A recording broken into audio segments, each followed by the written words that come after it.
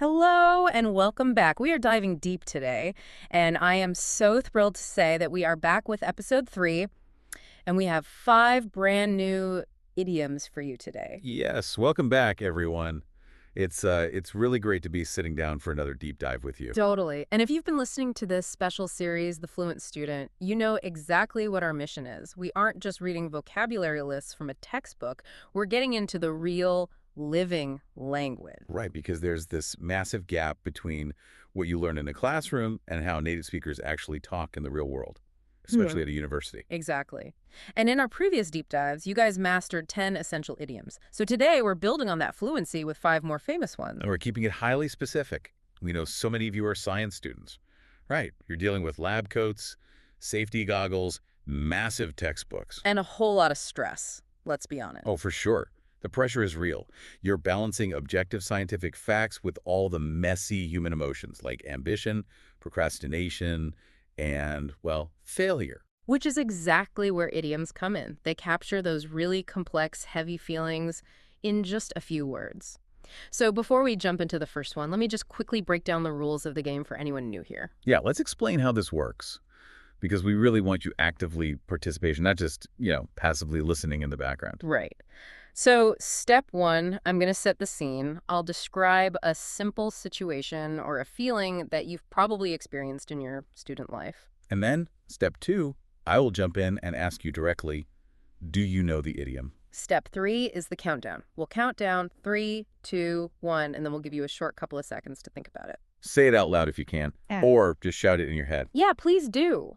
And then finally, step 4, we reveal the idiom and we break it down. We'll explain it really clearly so you know exactly how to use it. It's going to be fun. Are we ready to get into it? I'm ready. Let's do this. Scenario number 1. I want you to imagine it's late October. The semester is getting incredibly heavy.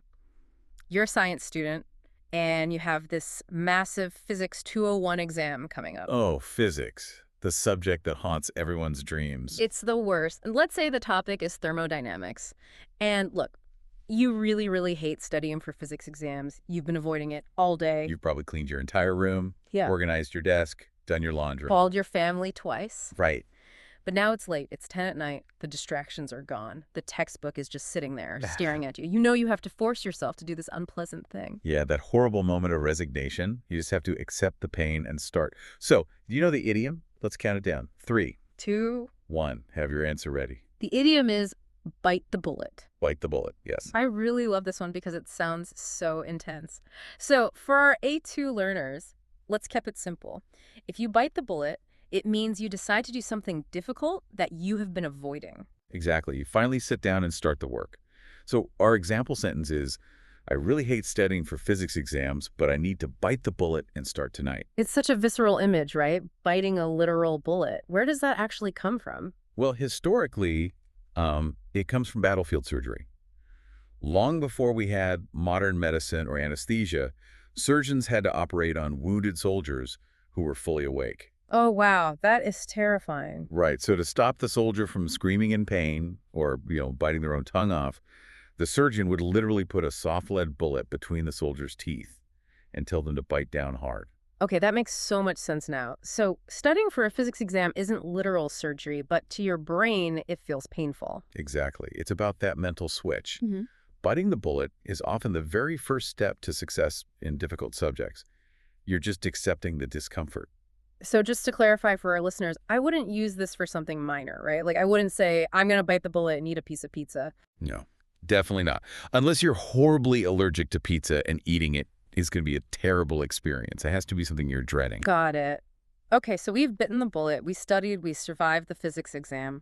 But university life isn't just about passing tests. No, it's about the future. It's about careers and internships. Yes, the dreaded internship hunt.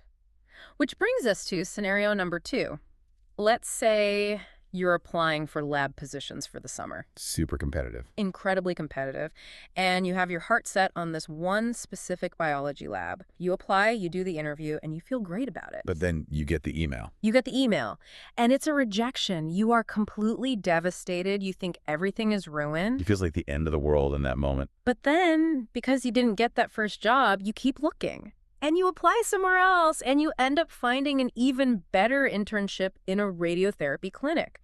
The mentorship is amazing, the work is fascinating, and you realize you never would have found it if you hadn't been rejected from the first one. Oh, that's such a classic student experience, a terrible disappointment that actually turns into something great. Do you know the idiom? Let's count it down. 3, 2. 1. Got your answer. The idiom is a blessing in disguise. A blessing in disguise. So simply put, a blessing in disguise is a bad situation that eventually brings good results. Right. Bad luck that turns into good luck later on. Yeah. Like our example, I didn't get the first internship I wanted, but it was a blessing in disguise because I found a better one in radiotherapy. I love that word disguise. Like the good luck is wearing a mask, pretending to be a disaster. That's a great way to picture it. But I do want to give our listeners a little warning about how to use this one. Oh, a warning. Yeah, it's about timing. This is an idiom you use in hindsight. Yeah. Looking back at the past. Oh, I see. So if my friend just got rejected from their dream lab 10 minutes ago and they're really upset. Do not tell them it's a blessing in disguise. Not yet.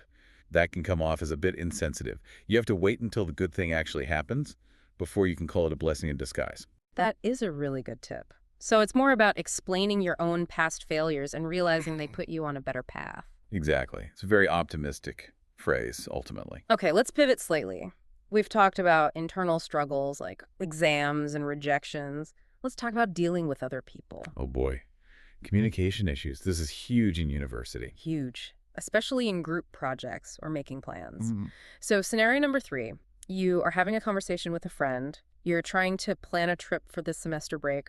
It sounds fun so far. It should be, but you need one specific piece of information. You ask your friend, how much does the flight to Germany cost? Just a simple number. Right, you just need the data. But your friend won't give you a straight answer.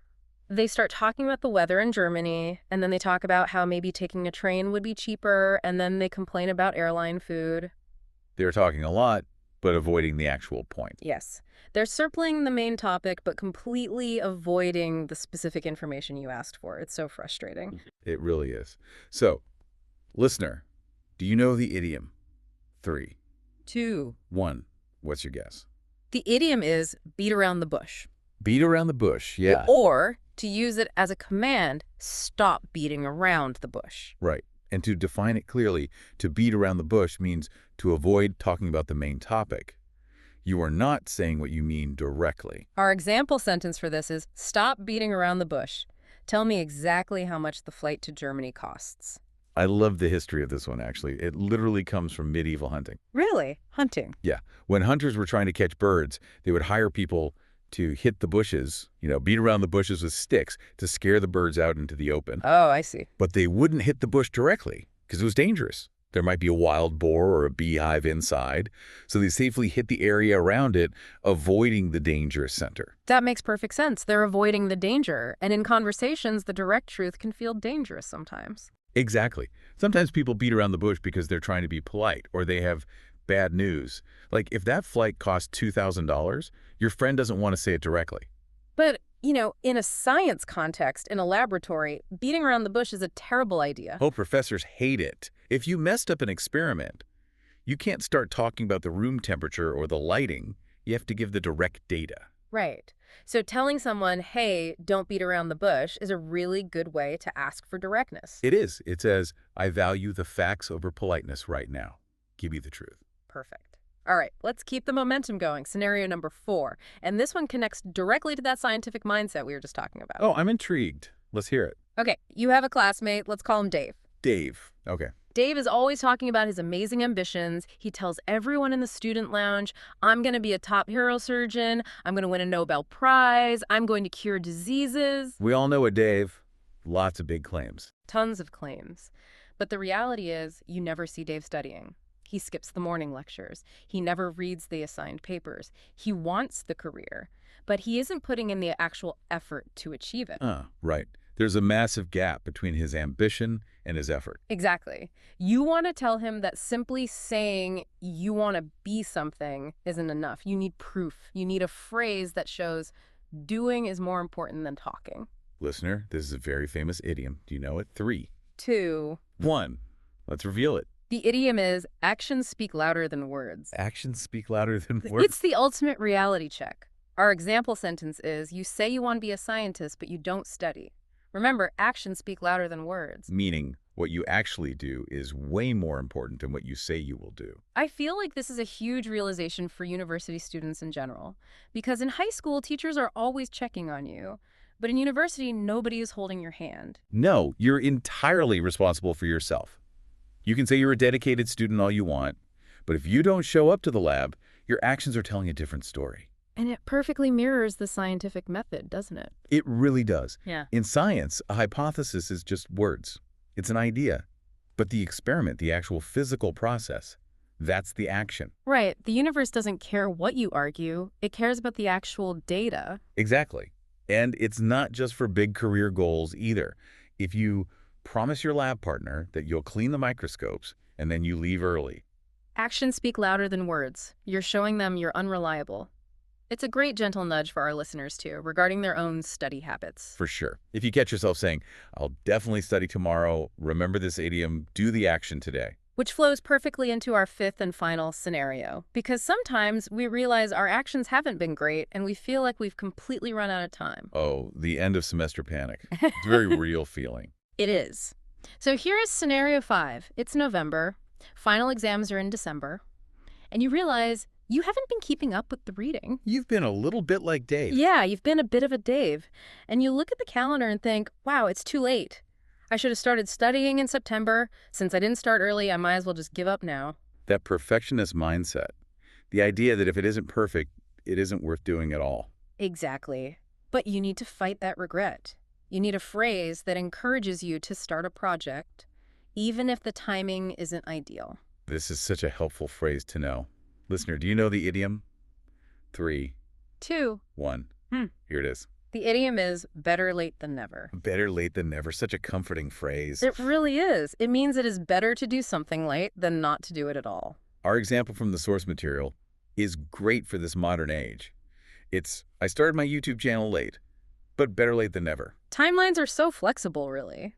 But students put so much pressure on themselves to be on this perfect, rigid schedule. They do. They think, well, I can't finish all 5 chapters tonight, so I won't read anything. But better late than never tells you, hey, reading 1 chapter at midnight is still better than reading 0 chapters. That applies so perfectly to learning English, too. Oh, absolutely. We hear this from learners all the time. They ask, I'm 25 or I'm 40, is it too late to start learning a language? And the answer is always better late than never. Starting today is infinitely better than never starting. It really relieves that pressure. It forgives the delay and focuses completely on the action of starting now. So, wow, we've really covered a whole journey today, haven't we? We have. We've gone through the whole emotional life cycle of a science student. Let's do a really quick rapid-fire review of all 5 to lock them in. Let's do it. Okay, number 1. You have a terrible physics exam, you stop procrastinating, and you finally face the pain. You Bite the bullet. Number 2. You get rejected from an internship, but it leads you to a better lab. That rejection was a Blessing in disguise. Number 3. Your friend won't give you the exact price of a flight. You tell them to be direct and stop. Beating around the bush. Number 4. Your classmate talks about winning a Nobel Prize but never studies. You remind them that. Actions speak louder than words. And number 5. You realize you should have started studying months ago, but you open the book today anyway because... Better late than never. Amazing. It really is a whole mindset for success, isn't it? It is. Overcoming procrastination, finding the positive in a failure, doing the actual work. Idioms aren't just random grammar rules. They're basically tiny life lessons. They are. And before we wrap up, we want to leave you, the listener, with a final provocative thought to mull over. Yeah, think about this. When you are in a university setting, maybe talking to a professor or a native-speaking classmate, how does using these idioms change the way they perceive you? That's a great question. Because if you drop a perfectly timed better late than never into a conversation, it totally changes your vibe, right? It shows that you aren't just translating words from a dictionary. You're translating the culture. It shows confidence and a really high level of social intelligence. It makes you sound like an insider. So, with that in mind, here is your challenge for the week. Pick just one of these idioms. Just one. And use it. Actions speak louder than words, right? Don't just think about it. Try to use it in a real conversation or a text message or in your study group. Exactly. Go test it out in the real world. Thank you so much for diving deep with us today on episode 3 of The Fluent Student. Good luck with all your studying and your labs, and we will catch you in the next deep dive. Goodbye, everyone. Keep practicing.